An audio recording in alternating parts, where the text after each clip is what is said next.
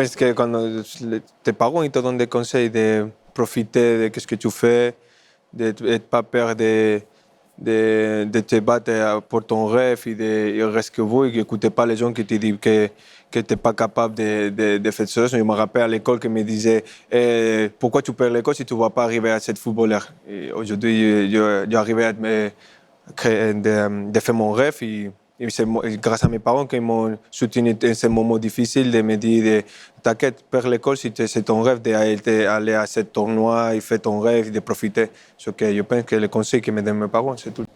Ok. Toi, Kylian?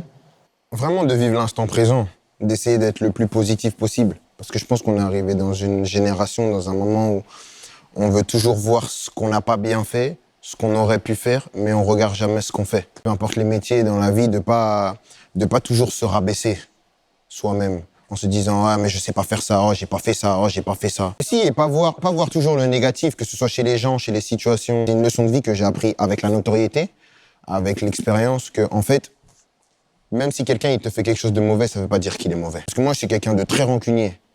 Et c'est pas bien. C'est pour ça que j'essaie toujours de dire aux gens de toujours voir le positif chez les gens, chez les choses, chez les situations, parce que la roue, elle va tourner. Et donc, je pense que c'est toujours cette mentalité de garder, parce que ça fait de toi une personne plus solaire, et les personnes solaires, c'est ce qu'on a besoin, en fait. Non, moi, je dirais, faites ce que vous avez envie de faire. Parfois, on est formaté, c'est facile à dire, mais on rentre dans un espèce de train-train qui nous frustre. Et tu sais, moi, j'avais une prof d'espagnol qui m'a conseillé de monter à Paris, parce que je viens du Sud, qui m'a dit monte à Paris, tente ta chance, t'es drôle, en classe, tu fais rire. Et moi, j'ai une frustration, j'ai toujours voulu faire prof de flamenco. Et j'ai jamais osé faire de flamenco. Je te jure, je voulais être prof de flamenco et là aujourd'hui, je suis prof d'espagnol. Je voulais être prof de flamenco et je suis prof d'espagnol et je regrette. Faites ce que vous avez envie de faire, n'écoutez pas la masse. Comme dirait de bons rappeurs, jamais dans la mode, toujours dans la bonne direction. Même si vous êtes seul à croire en quelque chose, faites-le, foncez. Moi, j'avais ma prof principale qui m'avait dit « T'auras jamais ton bac ».